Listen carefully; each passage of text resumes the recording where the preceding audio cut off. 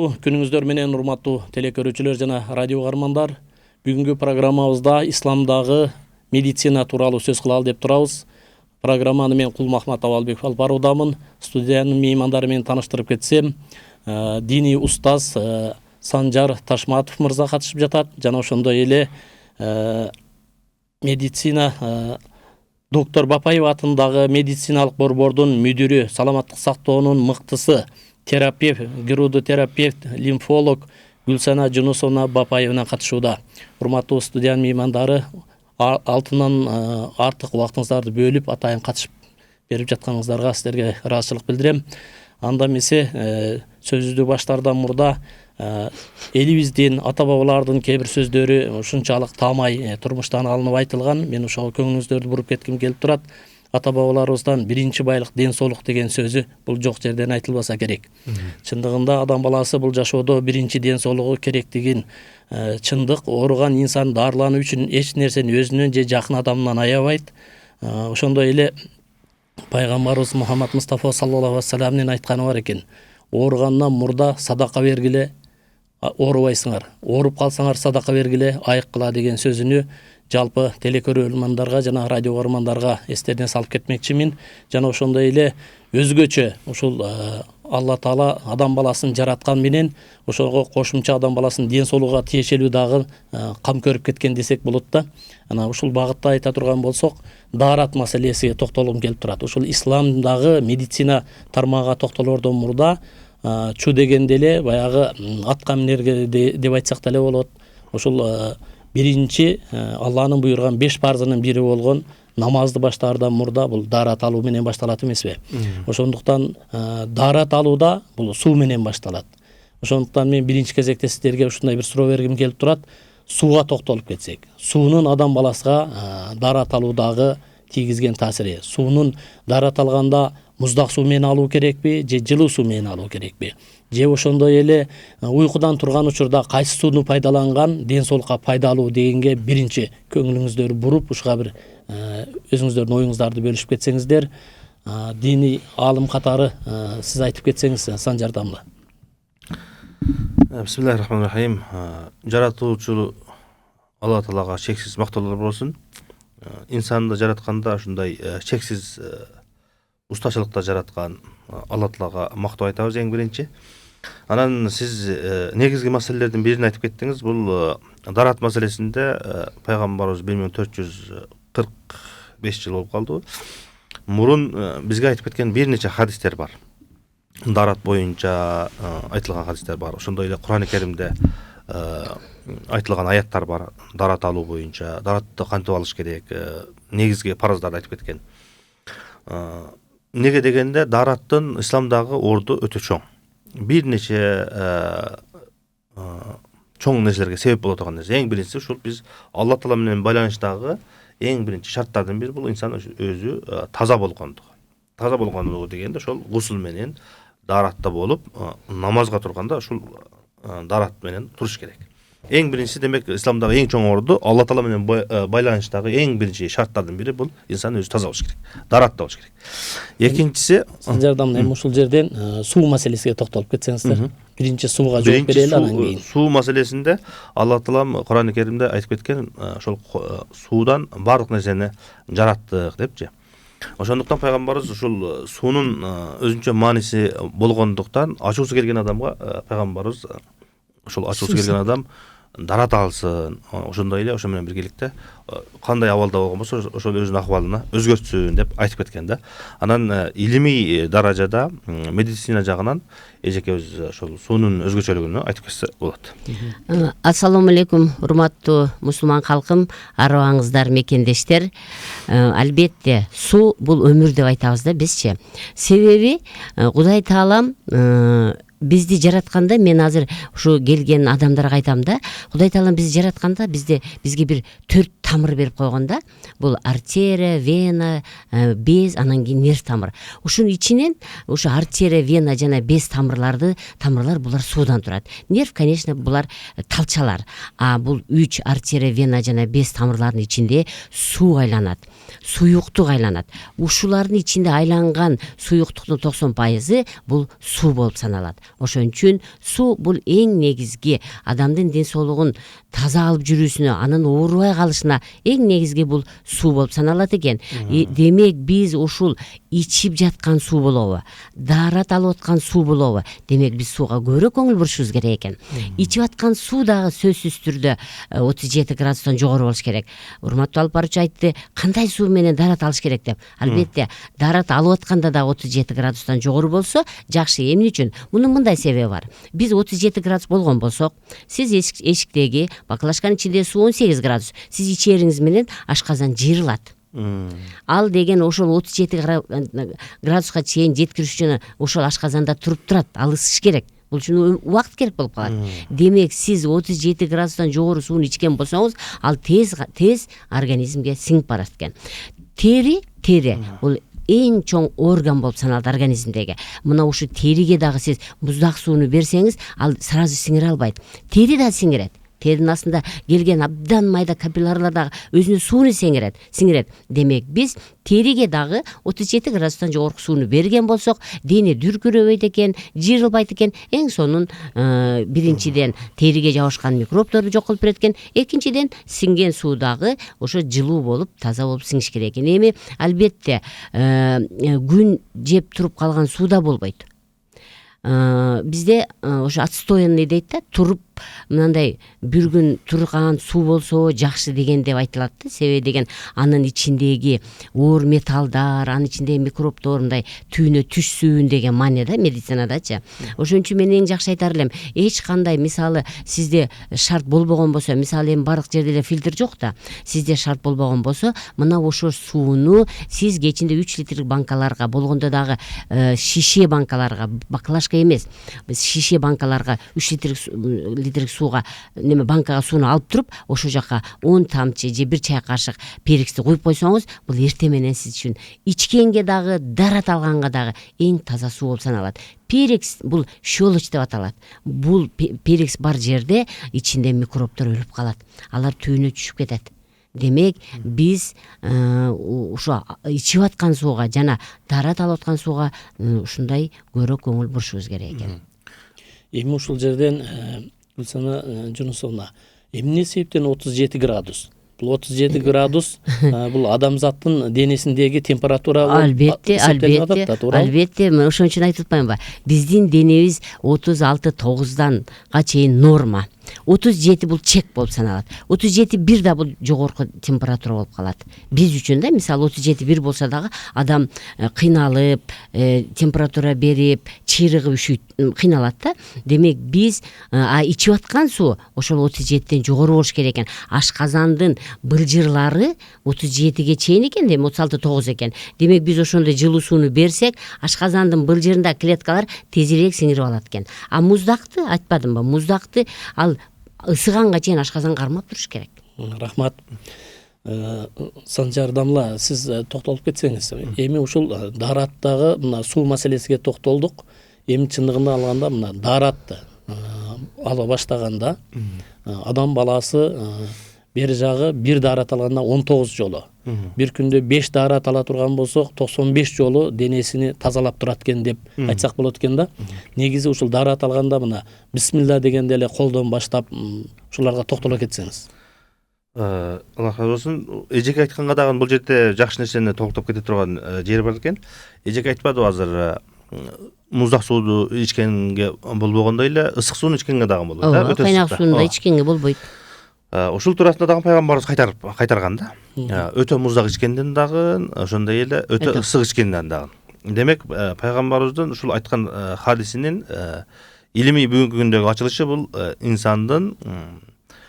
инсанга канчалык даражада зыян экендиги жана пайда экендигини ачык айткан пайгамбарыбыз ушул хадисинде айтып кеткен экен. Бүгүнкү медицина ушуга макул болуп бир чектен кесилип атат. Мен ушу айтпай кетпенчи эле, муздак сууну ичкенге болбойт, кайнак сууну ичкенге да болбойт. Себеби деген кайнак суунун структурасы бузулат. Кайнак суунун структурасы бузулуп, ашказандан жакшы сиңбей калат, ал клеткаларга жетпей калат. Ошон үчүн 40-50 ичкенге орточо суу, ушу 37ден бир аз жогорураак суу.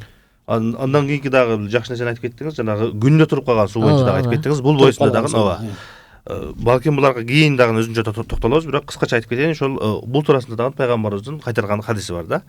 Даат алганда дагы анан экинчиси ошол көп иштеткенге же болбосо ичкенге дагы эжеке айткандай туруп калган суу боюнча. Анан сиз жанагы биз көбүнчө неме деп айтылып калбайбы? Тазалык боюнча сөз болгондо эле мусулман коомчулугуна сөз ушул боюнча сөз көбүрөөк тийет. Сын көбүрөөк айтылып калат. Таза эмессиңер деген сөз ошолорго тийип калат да. Бирок биз иш жүзүндө карап көрсөк, бул өтө тетирисинче айтылган нерсе экен да. Бул жанагы мен дараттын исламдагы ордун айтып атпадык беле? Ошол жерде айтып атканда ошолордун бири, бешинчиси ушул өзгөчө ислам дининдеги эң чоң өзгөчөлүктөрдүн бири бул дарат экен да. Башка диндерде же болбосо башка диний көз караштарда же болбосо кандай башка ишенимдерде болобу же медициналык көз караштарда болобу, эч кимисинде ушундай ислам динине окшош 5 убакыт ошондой өзгөчөлүктө дарат алгандык эч кимисинде жок экен да. Ошондуктан бул дарат ошол мусулмандын өзгөчө бир белгилеринен бири экен дагы. Жанагы сиз айткан бир жолу дарат алганыбызда, биздин оң колубузга 19 жолу суу тиет экен. Бир намазга дарат алганыбызда, ушул биз даратканадан чыккандан баштап жууп баштаганыбызда 19 жолу суу тиет экен колубузга. Ал эгерде бул ошол бир жолу дарат алганда 19 жолу болгон болсо, эң жөнөкөй адам, эң жөнөкөй мусулман дейли, күнүнө 5 убакыт намаз окуган болсо, ар бир намазга 5 жолдан дарат алган болсо, демек ал адам оң колуну 95 жолу жуат. 95 жол.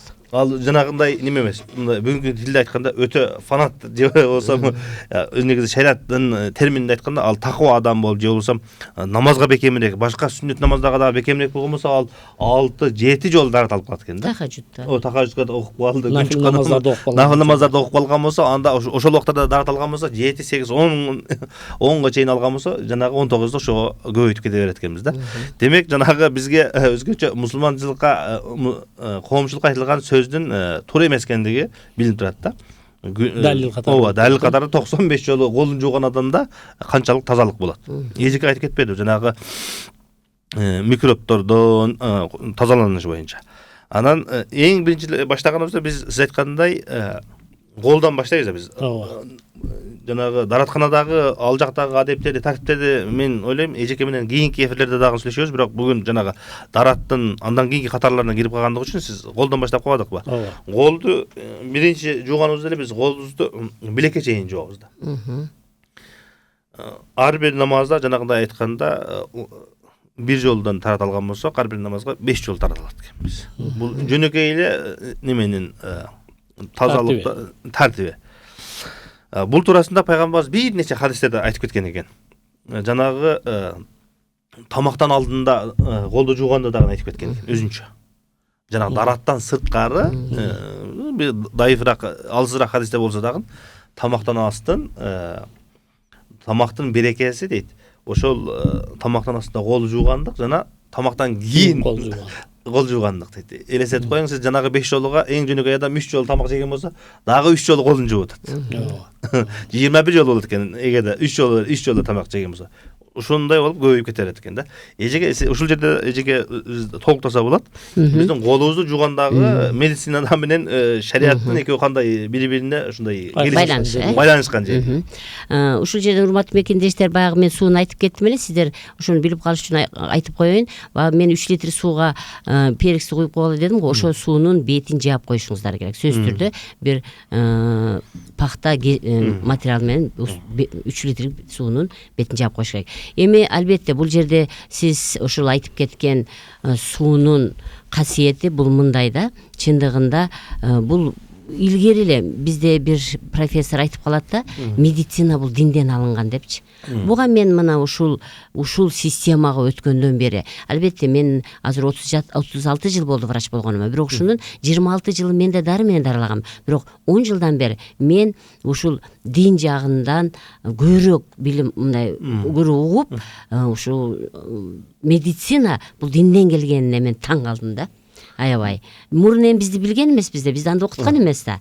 Эми ушул жерден эмнелерди чындыгында бул адамдын, мен дагы бир жерде жөн эле бир жерге чайга барып отурганымда ошо тартып алышып анан ушул жерден таркап кетти. Бул намаз, даарат бул адамдын өзү үчүн деген нерсеге мен өтө көп мынаны ынанып калгам да. Сен эмне үчүн мисалы бирөөлөр ой сен намаз окуп атасың, мындай болбойсуңбу, андай болбойсуңбу десе, жок. Намаз бул ар бир адамдын өзүнүн ден соолугу үчүн экен да.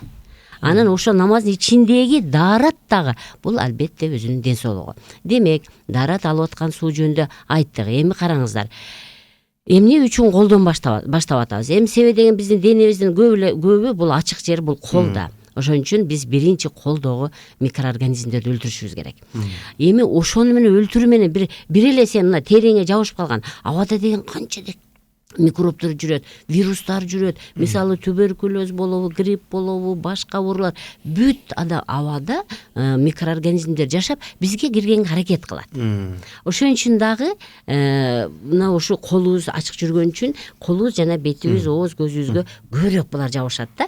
Эми колдо мына караңыздар, мен мүмкүн кийинки бир телевидениеде сүрөттөрүн көрсөтөрбүз. Ар бир бармактар булар органга жооп берет. Демек, биз бир эле териге жабышкан микробду суу менен жуубастан, биз ошол органдарды дагы кыймылдатып кетет экенбиз да. Ден соолугубузду чың болуш үчүнчү. Мына сууну алганда мына мынткен сайын мына ар бирин кармаган бул ар бир органга жооп берет. Кийинкисинде буга толугураак жооп беребиз. Өткө, уйку, өпкө, ичегилер, өттөр, мына бул ар бир орган, ар бир бармагыбыз бул органга жооп берет. Демек, биз ошо даарат алууда терини эле тазалабастан, териге айтып атпаймынбы, микроб жабышып кирип алышы мүмкүн да. Биз аны суу менен айдабастан, биз ошо органдарды дагы түртөт экенбиз. Мүмкүн бирөө жарым кирип алды. Мүмкүн бирөө жарым кирип алды. А кирип алгандан биздин ички органдарыбыз күрөшүш керек. Эң биринчи мен дайым айтып келем, бизде өт менен уйку без, бул биздин Алла Тааладан келген бесплатный аптекабыз. Мен айтам, сен көчөдө аптеканы тиктебе дейм. Сен өзүң ичиңдеги органың, эки органың түрткүлөй бер дейм. Демек, биз даарат алуудан дагы алганда дагы мүмкүн биз ал микробторду көрбөйбүз да. Кирип алган болсо, демек биздин ички органдарыбыз алар менен күрөшүш керек. Эми ушул даарат алганда колдордун салаларына суу тартуу, анан чыкканакка чейин жуу деген. Мен ошо токтоп кетейин. Демек, биринчи биз колдогу микроорганизмдерди өлтүрүүгө аракет кылат экенбиз. Анан кийин мына оозду чайкоону карагыла. Ооздо эң көп микроорганизм ооз аркылуу өтүшөт. Тамак болобу, суу болобу, башка болобу, сүйлөп атабызбы, аба менен мурдубуздан кирет экен, көзүбүздөн кирет экен, кулактардын терисинен кирет экен. Демек, биз ушул ачык турган жерлерибиз дагы сөзсүз түрдө бул жактарды суу менен чайкашыбыз керек экен. Бул намазда кайталанып атат. Бул деген кайра кайталанып атпайбы? Анан жабышып алган нерсе деле ал чыгып кетет. Анан ушул даарат боюнча дагы менин профессорум эми намаз боюнча айтып кеткен, эми алар толук эрежелерин билбейт да. Ошол мынтип айткан жери бар да, мен ушуну фейсбуктарга да көрө кыргытып койдум. Бир тесттер баладан, сен кимсиң дегенде, мен мусулманмын дейт. Анан сен намаз окуйсуңбу дегенде, ооба мен 5 маал намаз окуйм дегенде, ошо мынтип айтты да профессор, карагылачы дейт. Намаз мусулмандарды ден соолугун чыңдаганга чоң жардам берген мен деп. Орус менин профессорум ушундай айткан. Бир 2-3 мүнөттүк видеосу бар, мен көп чыгарып коем ушунучу. Демек, биз ден соолукту жакшы кылыш үчүн эң биринчи ошо даараттан баштап, андан кийин намаздын башка эрежелерин колдонгон. Бул келип эле Алла Таала сен таза жүр, сен ден соолугуң чың болот деген эле акыркы точка экен да. Ден соолугуң чың болот, акыл эсиң жакшы болот, жакшы жүрөсүң, жакшы дейсиң деген эле акыркы точка экен. Бул дүйнөдөгү бактылуулук ошо экен да. Ошо даарат ал, намаз окуу, башка майда бүт эрежелери бул адамдын ден соолугун чыңдоо экен деп мен буга толук ынандым. Мен ага кесес. Сиз илимий жагын айтып атпайсызбы азырчы? Бул нерселердин бардыгы сиз жанагы жолдогу таапчылыктан келип чыккан негиз эмес да, туурабы? Сиз илимий негизде болуп атат, туурабы? Ооба. Ушул боюнча иштедиңиз, ушул боюнча окудуңуз. Анан ошон үчүн сиз кээ бир адамдар ойлоп калышы мүмкүн да, неме депчи? жанагы дара, намаз жөнүндө сүйлөсөк эле бул жанагы караңгылык, илимсиздик деген ушундай сындар көп айтылат. Ошондо ойлогон адамдар дагы бар да. Бул эми жанагы күнөөлөр кылат, даратал намаз окуйт дегендейчи. Бирок чындыгында бул сиз айткандай азыр илимдин негизинде караган болсок, бул тастыкталган нерселер экен. Анан сиз баягы жанагы кепилик айткан нерселерге пайгамбарыбыз айткан хадистеринен айтып кетейин дедим да. Сиз жанагы үстү ачылган сууга биз мурунтадан аталарыбыз, апаларыбыз айтат эле го, кечинде суунун үстү ачык калбасын депчи. Жок дегенде бир нерсени коюп коебуз, тосуп коебуз, жаап коебуз. Пайгамбарыбыз аны ушул нерседен кайтарган. Шайтан сиеттер эле айтса эле. Кечинде. А бул деген микроб. Микробтор отурат. Кечинде ошол жатканда идиштердин үстү ачык калбасын депчи. Анан жанагы биз биринчи колду жууп баштаганда айтып кеттиңиз го. Пайгамбарыбыздын жанагы хадисинде келет да. Кимде ким дарат алса деген дагы жөн эле дарат алса дебестен хадистин уланысында жакшылап дарат алса деген да. Сапаттуу дарат алса деген дагы. Ошон үчүн дараттагы сүннөттөрдүн бири бул ошол манжалардын ичине ышкалап жуугандык да. Эжеге жакшы белгилеп кетти. Биз ар бир демек пайгамбарыбыздын айткан хадистери бул жөнөкөй эле нерсе эмес. Жанагы мен айткандай күнөкөр адамдар өздөрүн жакылап турган нерсе эмес, балким ар бир адам өзүнүн ден соолугуна күйгөн адам ар бир адам кыла турган нерсе экен да. Неменин ичине, манжалардын ичине, колдукуна жана ошондой эле буттукуна дагы. Ооба. Буттун дагы ар бир бут дагы мына биринчи бармак сөзүңүз бөлүн. Биздин оң колубуздун биринчи бармагы бул өткө жооп берет, сол бармагы уйку безге жооп берет. Көрдүңүзбү? Анан ошол ар бир ошонун арасын суу киргизүү, сөз киргизиш керек. Потому что себеби мынтип жүрө берсе бул жерде отурташып калат да. Ошон үчүн ошону жууганча биз органдарды түртүп атпайбызбы? Органдарды түртүп атабыз, ден соолукту чыңгылап атпайбызбы? Ошол биргеликте эле немеде дагы. Колго, анан бутка. Бутка. Эгерде сакалы бир аз меникиндей же болбосо меникинден калыңыраак болгон болсо, сакалдын ичине дагы жанагы суу жетпей калышы мүмкүн деп жана неме кылып, ичине аралатып сууну жеткизиш керек деп айтат да. Демек ушул пайгамбарыбыздын айткан хадистери эч кандай курук сөздөн, курук жерден келип чыккан эмес. Мына кулакты неме дарат алып кулакты кармалайбыз, кулакты карасаңар, жаш бала төрөлүп атканда бар го жаш бала. Ошол мына башы ылдый да, өйдө ушундай сүрөт да. Демек биздин кулакта ошол баланы койгондон кийин мисалы башы, көзү, көрдүңөрбү, курсагы ушундай болуп, ушул точкалар биздин ички органдарыбызга жооп берет. Демек биз кулакты ушалоо менен бир эле кол эмес экен, биз кулакты ушалоо менен дагы ички органдарыбыздын иштешин жакшыртат экенбиз да. Массаж болот экен да. Сөзсүз түрдө. Мен профессорум айтат да, терини силер түртүп эле койгула дейт да. Мына түртүп эле койгула. Ал жерде кан айлануу жакшырат деп айтат да. Ал жерде без айлануу жакшырат деп айтат. Эми ушул жерден урматтуу мекендештер, силерге айта кетейин, ким укпаган болсо, эми көп эле мени угуп билип калышты. Бизде ошо тамак ташыган кан тамыры бар. Анан керексиз нерселерди ташып кеткен без деген тамыр бар да. Ошону профессор айтат да, силер түртүп эле койгула дейт да, мына. Түртүп койгула дейт, мына. Түртүп эле койгула дейт. Силердин теринин астындагы кан тамак келип аткан кан тамырды түртүп койсуңар. Анан кетип аткан мусу тамырды түртүп койсуңар деп атат да. Силер майдаларды түртүү менен дейт, силер жоондорго жол ачасыңар деп атат да. Ошон үчүн бекеринен мындагы мас тартпайт, бекеринен кармалабайт экенбиз, бекеринен буларды түртпөйт экенбиз да. Анан албетте мурундан дагы эң көп микроорганизмдер мурун аркылуу кирет, мурунун былжыр черлерине отурат, ал жерден кан тамырдын ичине кирет, анан кан тамыры менен органдарга барат, анан адам ооруйт экен. Демек биз 5 мал мына эшикке чыгып келдиңби, башка жака барып келдиңби, машинанын түтүнү, заводдун түтүнүбү же мындай чаңбы, демек ошол жерде болуу бизге микроб кирүү экен. Демек ошол микроорганизмди кууп чыгуу бул кечиресиңер, ошол жака отурташып калган микроорганизмдерди кууп чыгуу болуп саналат экен да. Көз болобу, мурун болобу, ооз болобу, кулак болобу, бет болобу, кол болобу, бул бизге жабышып аткан микроорганизмдерди суу менен кууп чыгуу, ошол менен ден соолукту чыңдоо болуп саналат деп мен өтө чоң ынандым да. Агай, бул эжекеге жакшы нерсе айтып кетти да. Бул жерде жанагы пайгамбарыбыз хадисинде неме деген жери дагы бар да. Дарат алгандык ошол күнөөлөрдүн кечирилишине, анан араб тилинде ката деген сөз дагы бар, анан зунуб деген дагы сөз бар да. Күнөө деген сөз бар, анан ката деген сөз бар. Эки нерсе бар. Даратты айтканда ката деп айткан да. бул нерсе инсан бул ушул ката дегендин ичине эки нерсе дагы кирет да. Эгерде ошол колу менен бир күнөө ишти кылса дагы жана ошондой эле азыркыдай биз айткандай вируска ушундай жаман нерселерге каташылык кетирип билип билбей бир нерсени кармап алды, тийип алды, ошондой болсо дагы дарат алгандан кийин ошол каталар жуулат деп келет да. Азыркы эжеке айткандай жанагы жердеги вирус, жанагы кир, жийиркеничүү нерселер дагы ошол менен биргеликте эле эгерде инсан кандай бир күнөө кылып койгон болсо, оозу менен жаман сөз сүйлөп койду, көзү менен жаман нерсени көрүп койду, колу менен бир жаман күнөө кылып койгон болсо, мен бир илимий ачылышта көрүп калдым ушул туурасында эжеке. Сиз дагы ушул мен оюмча тастап кетесиз. Ошол күнөө кылгандан кийин ар бир мүчөгө ошол күнөө таасир берет экен.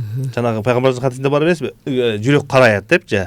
Бир күнөө кылган болсоң жүрөгүң караят, дагы күнөөнү көбөйтүп кете берген болсоң жүрөк бир жолу карайып калат дегендей эле. Эгерде кол менен кылган күнөө болгон болсо, ошол колго таасир берет экен да. Буну атайын бүгүнкү илимий ачылышта изилдеп көрүшүптү да. Ошондой эле көз.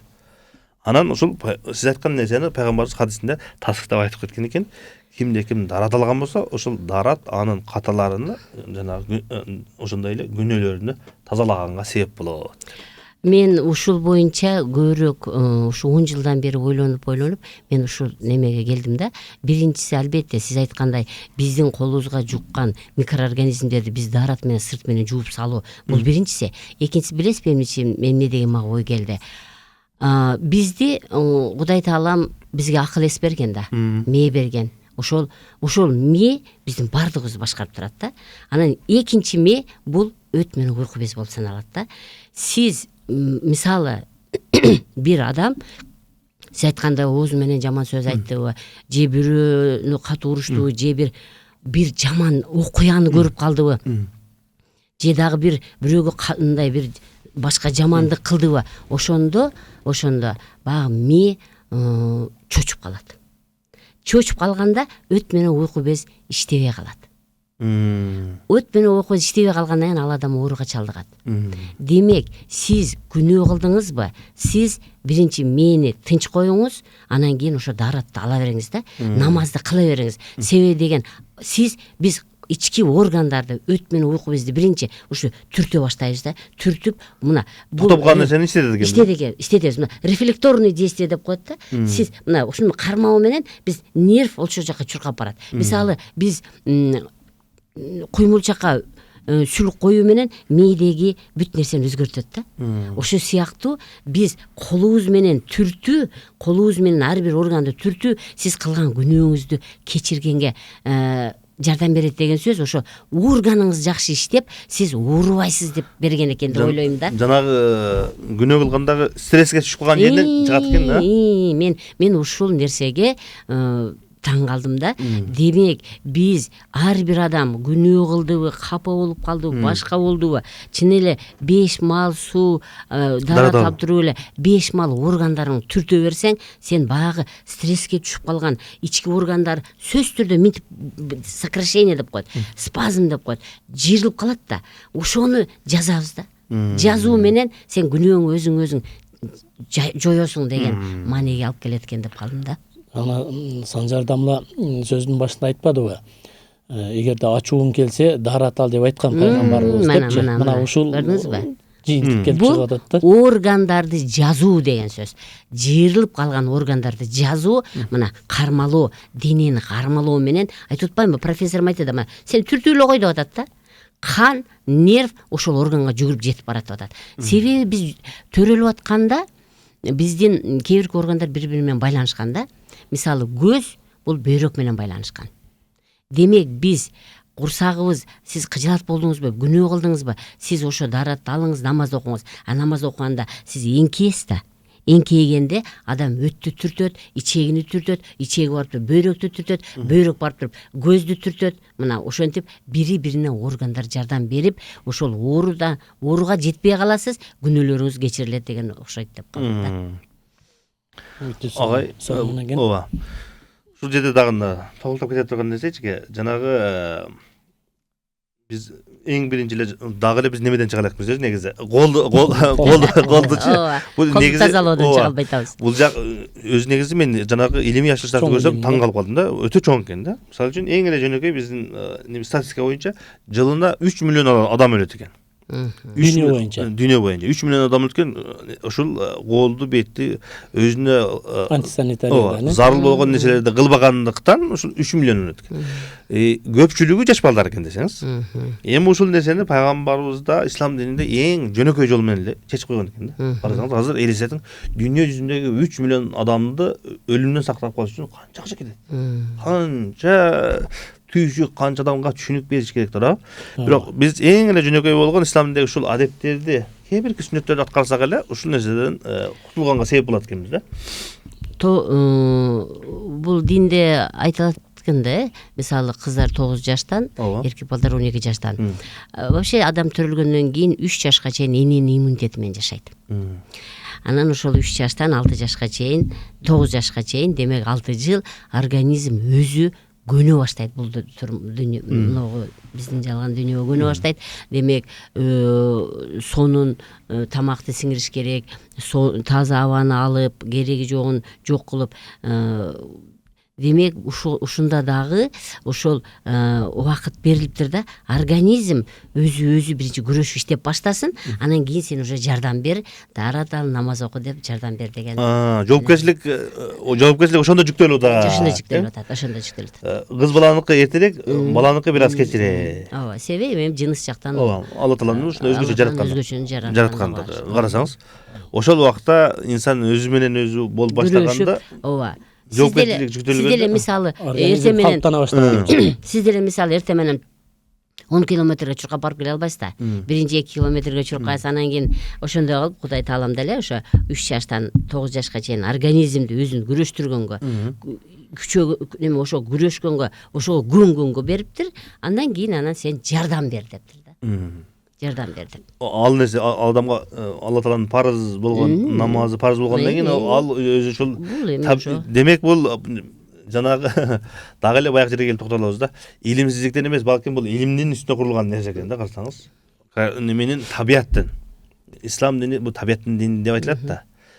Карасаңыз, бул адам табигый акыбалда ошол немеге жеткенде, ошол бойго жеткенден кийин парыз болот да. Иммунитет адам күрөшө албай калат да. Мисалы кыздардыкы, а 12 жаштагы балдардыкы күрөшө албай калат. Ошон үчүн аны жардам берүү керек. Ошол убакытка чейин органдарды алар иштеп энеден алган иммунитет ошого чейин жетип берет. Анан кийин күрөшөт.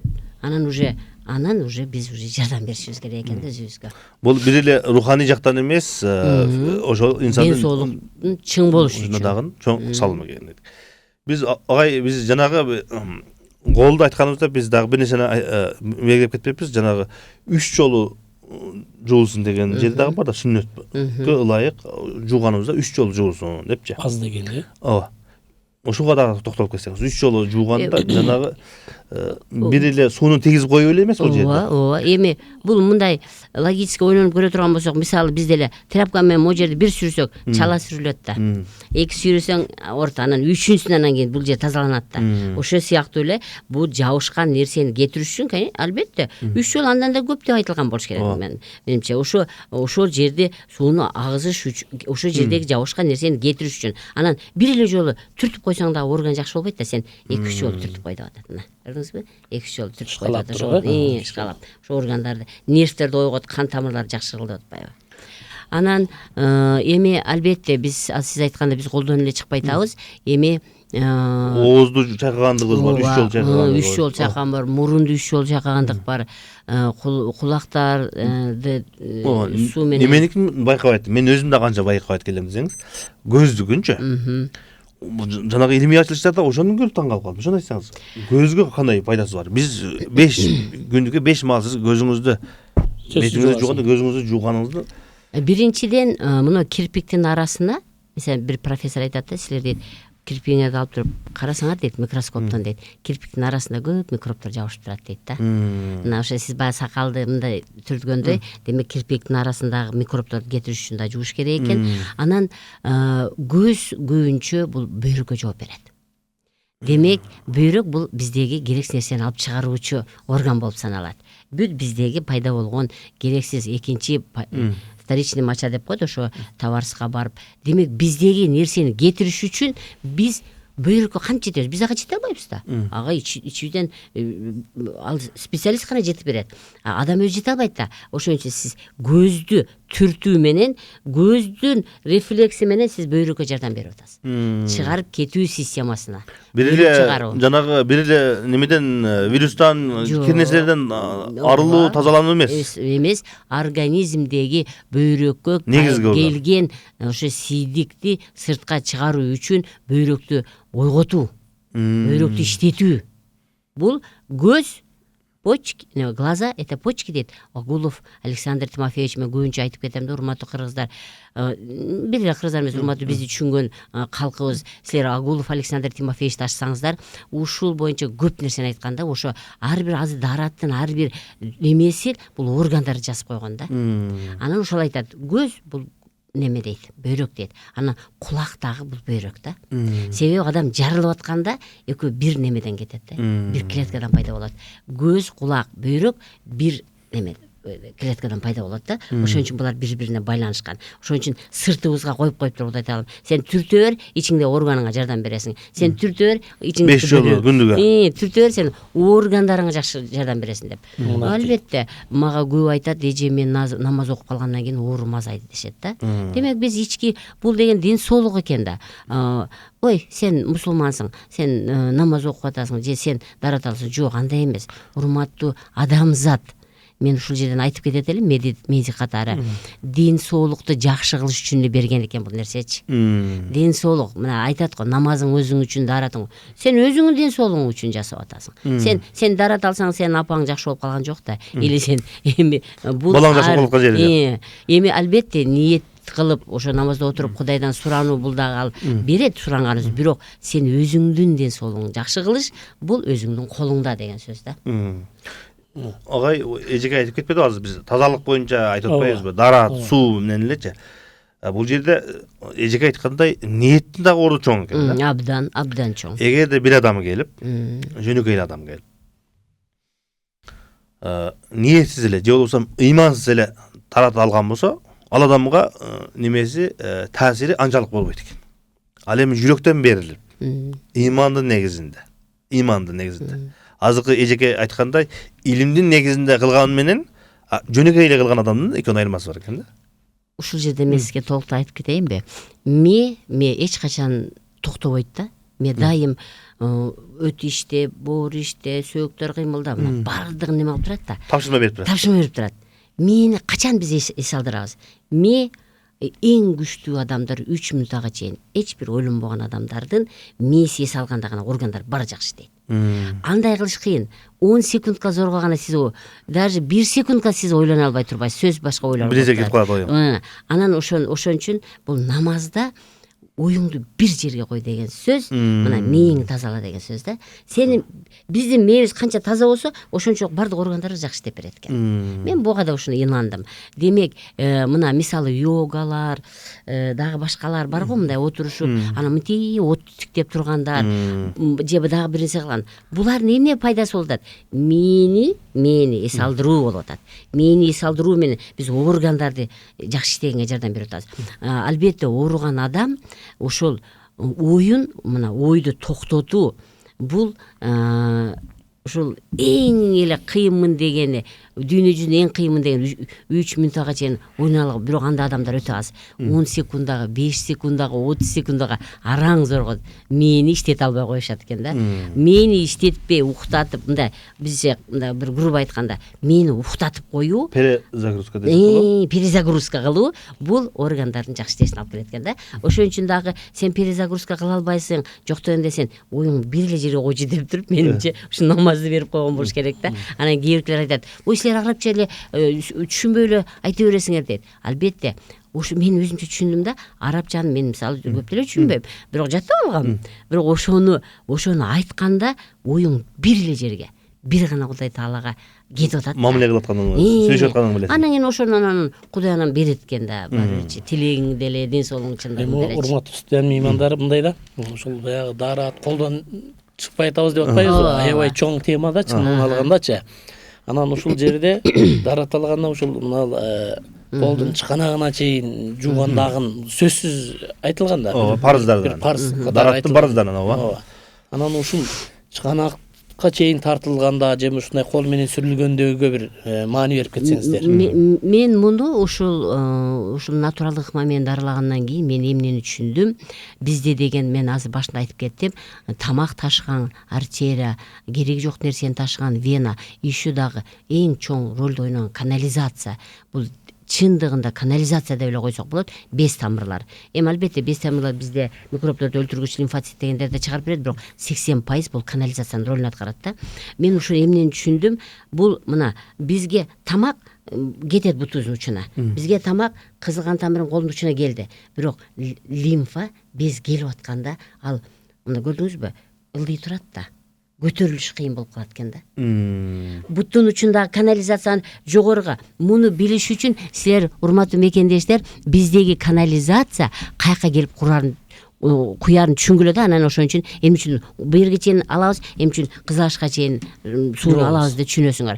Эң биринчи силер канализацияны түшүнгүлө. Адамдагы мусорлар адамдагы кереги жок, мен ылай таштанды деп которуп койдум да. Биз жегенден кийин биз зара чыгарабыз, заң чыгарабыз, тери чыгарабыз, какыр чыгарабыз, сера чыгат, анда мындай жаш чыгат. Демек ушунун бардыгы кайсы бир тамыр менен чогулуп келиш керек да.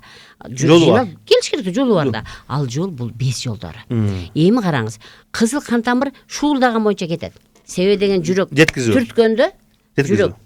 түрткөндө, жетет.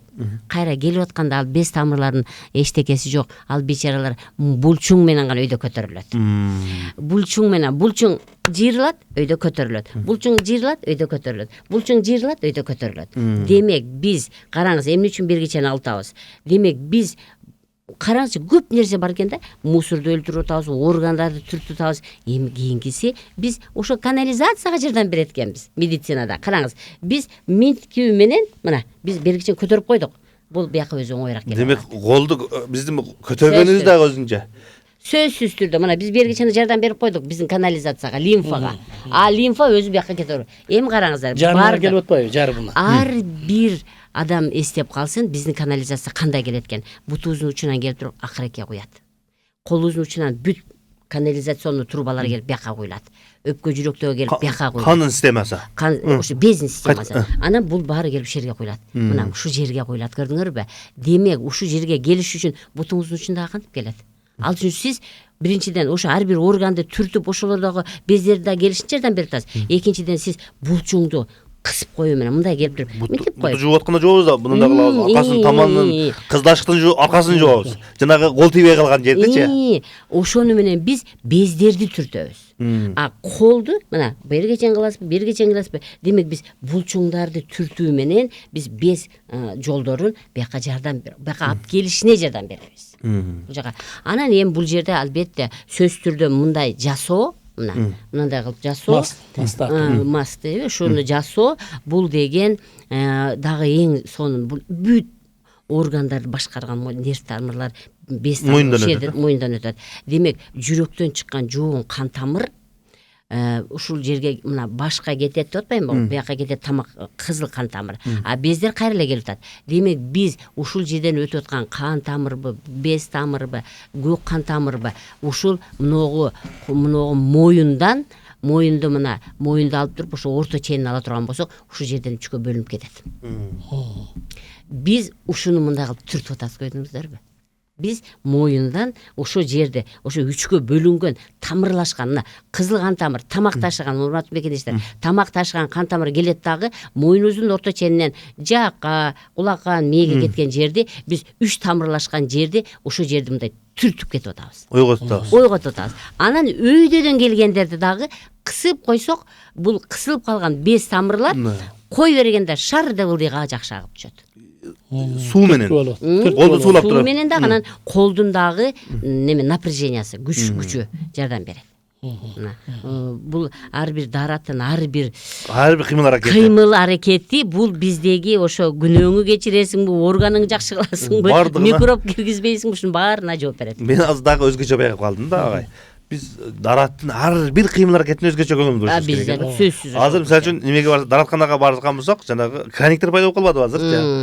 Барып эле мынымда жууп кетип калабыз да. Жок. Көрдүңүзбү? Көтөрүш керек. Ооба. Сууну Көтөрүү. алып ушундай Ооба, кылгандыгыбыз, көтөрүү. ооба. Мына бүт жардам берип атат. Артерияга, венага, канализацияга баарына жардам берип атат. Органдарга. Демек сапаттуу дарат ал дегенин мааниси ушул жерде турат. Ооба, ушул жерде турат экен деп койдум. Анан экинчи нерсе биз жана мас тартканда дагы колду көтөрүп атпайбызбы? Ооба. Жанагыдан дагы бий. Ооба. Баягы колду дарат алганыбызда Эми? өзүбүз менен эле бирдей болгон болсо, кийин мас тартканыбызда андан да жогору. Ошондо дагы көтөрүп атат, көрдүңөрбү? Дагы көтөрүлгөндө бул күч менен келип туруп бияка куюлуп атат. Без мына Экинчи жолу. мына минткенде биз уже көтөрдүк, көрдүңөрбү? Биз уже немени лимфаны бияка айдадык. Биринчи жолу кылганыбызда бул ушундай эле кылдык, Биринчи экинчисинде айдадык, андан да бий. Андан да бий көтөргөнүңөрдө уже бул жерден бияка чейин лимфаны айдап бересиңер. Карасаңыз, жанагы сиз айткан баягы башында дагы айтам дедиңер, азыр ошонун убакыты эми келиптир. Намазга дагы токтолуп кетпедиңизби? Эми калганы устаз, калганы мына биринчи даратта сен айдатып атат, эми калганы намазда түрттүп атат да. Намазда түрттүп атат.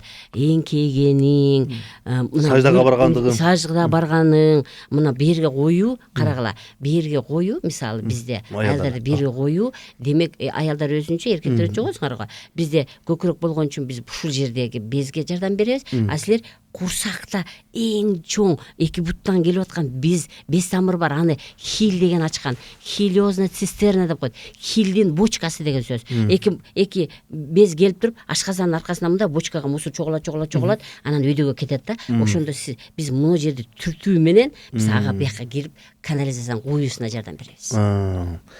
Анан баягы хадисте айтпадым эле, пайгамбарыбыз дарат алган болсо каталарынан, күнөөлөрүнөн кечирилет дегенчи. Ошол хадистин уланысында неме дагы бар да, намаз дагы бар да. Эми азыр ушул нур үстүнө нур болот экен, карасаңыз, эгерде инсан дарат алган болсо, ниет менен, иман негизинде, ишеничтин негизинде аны мыкты, майын чыгарып, колдоруну, башын, сапаттуу даратты жакшы алган болсо, андан кийинкиси эжеке айткандай, намазды окуганда дагы саждасын туура кылып, рүкүсүн туура кылып, турганда туура кылып, кармагандарын, туруштарын баардыгын туура кылган болсо, күнөөлөр кечирилет деп хадистин уланысында айтып да, жанагы намаздын берилгендиги окугандыгы үчүн, даратты жакшы кылган окугандыгы үчүн, анесени ойлобостон тургандыгы үчүн, ушулардын баардыгы биригип келип, пайгамбардын жанагы хадисине тактап айтат экен да. Эгерде мисал кылып айтканда пайгамбарыбыз үйүңөрдүн астында бир дарыя болгон болсо, ошол дарыяга күндүгө 5 жолу жуунуп турган болсоңор, ошол адамда бир күнөө калабы деп эскерткен да. Элестетиң, эми чындап эле биздин үйүбүздүн астында ушул дарыяга 5 жолу жуунуп тарангандай экенбиз да. Аккан сууда арам жок дегендей, ал суу таза кылып берет да. Бир күндө 5 жолу душка түштү. 5 жолу душка түшөт экенбиз, ал биздин руханий жагыбыздан дагы, ден соолугубузга дагы азыркындай таң калыштуу пайдалар. Сиз башында айтып кеттиңиз да, ошо ниети жок намаз окуган менен ал да болбой калат деп. Чын эле ошо мен келген адамдарга айтам да, сиз ниетти коюңуз, мен ушул ыкмадан жакшы болом деп. Эми биздин да өзүбүздүн ыкмалар бар да, медицинада ушуга кошула турган нерсе. Адам ниетти коймоюнча, мындай подозрение менен келсе, мен ушуну байкадым, мен ушудан жакшы болом дегендер чынтыгында жакшы болуп чыгып кетет. Анан болбойбу, анан мен ушунча акча кетирип атам деп оюн туура эмес койгондордон жакшы болуу анча болбойт да. Ошо сыяктуу намазда дагы ошо оюду бир жерге коюу, берилип окуу бул ден соолуктун немеси. Мээни эс алдыруу. Мээни эс алдыруу. Анан сиз айткандай азыр биз ишенич жөнүндө дагы айтып калбадыкпы? Бул намаз окуганда же болбосо дарат алганда мен ушул ден соолугум эле пайда экен деп эсен, жанагы Кудайдын парыз экендиги, Кудай берген, Кудай буйруган парыз экен деген иман менен жөнөкөй эле билимдин экөөнүн айырмасы жол экен да. Биз айткан азыркы илимди жөнөкөй адам билиши мүмкүн. Мен эгерде ушундай дарат алган болсом, мен ден соолугума пайда экен депчи. Ага деле пайда болот, бирок жанагы имандын негизинде, Кудайга ишеничтин негизинде кылган болсо, ал башкача таасир берет экен да. Илимий ачылышта азыркы денедеги нурлардын, жанагы күчтөрдүн, сиз айткан жеткүч деп айтпадыкпы? Ошолордун жүрүшүнө биле алат экен да азыркы өнүккөн немечи илимчи. Сиз эгерде намаз окуган болсоңуз, дарат алган болсоңуз, эки адамды дарат алдырып туруп, имандын негизинде, ишеничтин негизинде дарат алган адам менен, намаз окуган адам менен, жөнөкөй эле окуган адамдыкын жанагы нурларын текшерип көргөн болсо, кандын жүрүшүнү, мээнин кандай иштеп калышын чоң айырма бар экен. Жанагы видеосунда көрдүм эжеке, сажда кылган, намаз окуган адамды саудиялык бир журналист бала барып, Японияга барып, ошол жактан текшертип көрсөттү, видеосун көрсөттү. Мен деди азыр эки намаз окуйм деди.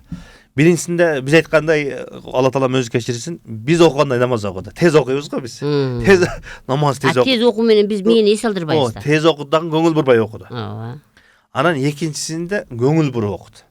Намаз окуганда кушу кузу менен, тартиби менен көңүл буруп окуду да, экөөнү тең немени адамдын мээсинин сүрөткө тартты да, баягы нурларын. Тартканда кадимкидей жанагы берилип окуганда мээлер жакшы иштеп, жанагы жакшы болуп калды да. Белгиде дагы эле уктап турат да. Бул динде айтылат го немеде, сен барганда, биз аркы дүйнөгө барганда ар бир органга жооп беришибиз керек депчи. Аманат.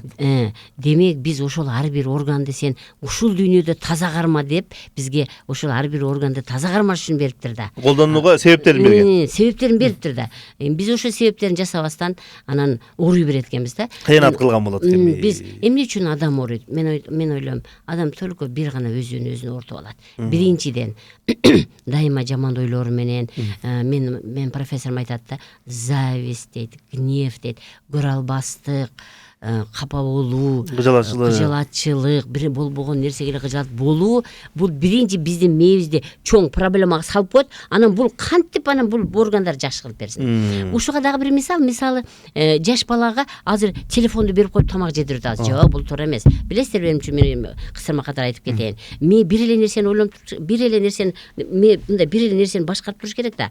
Мына тамак жеп атат, мен азыр айтыш керек эле. Өт, сен өттү чыгар, тамагың жакшы сиңсин. Деш керек эле. Ал мен мультфильм менен алек болуп атат. Өткө айтпай калды. Өт чыкпады, болду, адам ден соолугу начар. Биз өзүбүз жиндик кылат экенбиз да мени, Биз өзүбүз эле ошо берүү. Ар түрдүү маалыматтарды берип адашат экенбиз да. Мен айтам, көп мындай жаман немелер көп көрбөгүлө дейм. Силер сонун жакшы нерселерди көргүлө. Сонунду уккула дейм да. Өзүнчө жанагы тамак менен же башка иш менен бирге эмес. Ооба. Көрөм десең өзүнчө көрсөң, мени жиндик кылбай. Анан орустар жакшы айтат, когда ем, я глухонем дейт. Мен тамак жеп атканда эч унчукпай жейм дейт. Туура, сен тамак жеп атканда эчтеке жеп укпай же, сенин мээң өттү чыгарып берсин. Өт сенин тамагыңды неме кылып берсин. Анан азыр сиз ошо кан тамырлары деп айтып кеттиңиз. Чындыгында мисалы канчалык адам өзүнүн мээсин тынч коюп, тааратты туура алып, намазын кылып, дагы башка туура тамактанып, туура суу ичкенде биздин кан тамырлардын ичи таза болот. Эгер аны кармабасаңыз, таза эмес болот. Эмне болот? Таза эмес, мен ошол эле кир канды айтам, кир жерде микробтор көп болот, микроб бар жерде жин шайтан жашап алат болуш керек деп ойлойм. Ошон үчүн айтат го, кан тамырынын ичине жин шайтан кирип алыптыр дегенге мен ишенип кетем. Эмне үчүн? Мына кан тамырдын ичинде тамак ташыган ичи таза болсо, ал деген таза алып барса, бизге аз эле канализация менен мусор келет. Сиз жеп аткан тамакты бардык нерсе менен бузуп алдыңыз. Туура эмес тамактандыңыз, отурдуңуз, жиндендиңиз, суу ичпедиңиз, дарат албадыңыз, намаз окубадыңыз. Сиздеги мусоркана болуп калды. Мусоркана болуп калды. Ооздон кирип атат, мурундан кирип атат, жеген тамак менен баары кирип туруп, кан тамырдын ичине кирип, кан тамырдын ичине кирди дагы. Жинкана болуп калды. Жинкана болуп калды. Анан ооруйсуң, деп. Аякта 5 түрдүү микроб жашап алат. Демек, таза кан бизде медицинада щелочная среда деп айтылат. Таза эмес канды кислая среда дейт. Негиз чөйрөдө микробтун баары өлүп калат, ал эми кычкыл чөйрөдө микробтун баары жашап алат. Микроб бар жерде менимче шайтан жашайт болуш керек. Ошо азыркы негизи шайтан жин жакшы көрө турган жерлердин бири бул ушул таза эмес жерлер да. Ошон үчүн пайгамбарыбыз хадистерде айтканда, жанагы мусорго барганда кечинде мусорго же болбосо дарат жасап ал жакта. Ооба, дарат бузбагыла дейт. Анан кайнак сууну төкпөгүлө деген жанагы пайгамбарыбыздын айтылган хадистери, ушулар бардыгы ушул илимий негизде бүгүнкү күндө тасдыкталып жатат. Мен оюмча, бул биз ар бир эфирибизде медицина тармагы боюнча. Ушунчалык эле кылышыбыз керек го дейм да. Себеби көрөрмандарга дагы оор болуп кетпеш керек го дейм да. Менин оюмча кийинки берүүбүздө биз азыркы дараттын кийингиси намаз. Намазга чейин биз ушул кандай деп ойлойсуз эжеке? Мейли. Жок, ага чейин даратты биз толук айтып бите алдыңызбы? Өзүңүз кандай деп ойлойсуз? Эми суроо бере берсеңер жооп чыга берет болуш керек. Эми албетте бул жерде баягы башка мас тарткан өзүнчө дагы мээге бир таасир этсе керек, нервге таасир этсе керек. Мейли. Ошон кийинки эфирлерде улантайлы. Кандай дейсиздер? Ошо силер маск боюнча ошо эмчи бул жакта тартабыз, эмчи башка тартабыз, эмчи десеңиздер, кийинкисинде дагы жоопторду медициналык жактан жоопторду айтканга аракет кылайын. Себеби мен устаз агай ушул боюнча дагы илимий ачылыштарды көрдүм да. Арабчасын. Көрсөм бизде жанагы парыз кылынган мүчөлөрдүн бири бул мас тартыш да. Анан биздин мазхаб боюнча 4төн бирине мас тартышыбыз керек да. Анан ошого дагы өзгөчө илимий ачылышты көрүп калдым да. Бир 4төн бири ушул баштын мынау жерге мас тартса жүрбөйт эчеке. Мынау жерге. Чокуга тартканда жүрөк экен. Бу жерге тартканда. Чокуга тартканда. Мынау жерге же мынау жерге биз допу кийгенибизде мынау жерге белги болот го. Ошонун ортосу. Ушул 4төөнүн бир жерине. Мынау жерге, мына. Эгерде мынау жерге кылган болсо, мас тартып жүрбөй калат. Эми караңыздар. Ушул жердин бирөөсүн тартыш керек да. Эми караңыздар. Эң чокуда бул почечный и лимфатический дисбаланс деп коет. Могу жерде бир точка бар. Ошо точка эң биринчи бездеги мусорларды айдаганга, анан бөйрөктөн чыгып кете турган, мусорлардын чыгып кете турган точка ушул жер болот. Көрдүңүзбү? Биз бир эле жегенди билбестен, биз чыгарганды дагы жакшыртышыбыз керек экен, чыгарган жолдорду да жакшыртыш үчүн мына ушул жерди биз ушул жерге массаж жасап, ушул жерди түртөбүз да медицинада. Демек, мас тартканда адам ушул жердин түртүп кетет. Бул дагы негизги чында ойлонуп көрсөң, ойлоно турган, таңала турган жерлери көп экен да. Бул эми жаратуучу Алла Таалабыздын бизге берген чоң данышмандыгы да. Пайгамбарыбыздын хадисиндеги айтылган данышмандык. Эми ооба туура мен. Ошол убакта мында илимдер жок эле тура. Биз да эми мисалы мурун медицинада, азыр мен медицина экиге бөлүнүп калды. Бирөө биз диагноз коебуз, дары жазабыз. Бирөөсү биз ушундай органдарды түрткүлөгүлө, органдарды ошо органдарга жага турган тамакты бергиле, ошо органдарга жага турган сууну бергиле деп биз азыр ошо жол менен кетип атабыз. Анан ошо өзүмчө ойлонуп калдым да, ошо баары бир бул дүйнөгө келип ден соолук таза жүрүш үчүн, уюң таза болуш үчүн бул мурун эле жазылып калган экен да. Ошо мурун эле эреже бардың. Эреже мурун эле бар экен да. Биз эми медиктер биз бул жериң оорута, мына сага дары. Бул жериң оорута, мына сага дары дей берген экенбиз да. Бирок эгерде тереңирээк кирип, тереңирээк түшүнө турган болсок, биздин организмибиз таза жүрүп, таза кетүү, таза жүрүү бул дүйнөдө бактылуулук экен да. Эң биринчи ден соолук болуп атпайбы? Демек, ден соолукту мен мынтип айтам элдерге. Алтын ойлоруңар, алтын колдоруңар менен гана ошо ден соолукту жакшы алып жүрө аласыңар деп айтам. Ушул нерсеге айта турган нерсеге биз демек эжеке айткандай илимий деңгээлде көңүл бурушубуз керек экен да. Азыркы айткан нерселер илимий деңгээлде да. Ал эми жанагы ар бир нерсенин өзүнүн эле анын себептерини, анын жанындагы негизги нерселерге көңүл бурбастан эле бир эле нерсени дарылап койгондук, бул чындыгында илимий деңгээл эмес. Мен окуган профессорлор эми чындыгында башка булуттагы мусулман эмес болгон үчүн, бирок алар бизге ошо даяр көрсөтүп койду да. Даяр. Мына сен мериңди мына массаж жасап атат. Бул бар экен динде. Сен могу жериңе массаж жасап атат. Мына күнүгө бизде лимфаны мындай массаж жасап атат. Бизде 5 жолу. Көрсө деген бул аз дегенде 5 жолу бар экен. Көрдүңөрбү?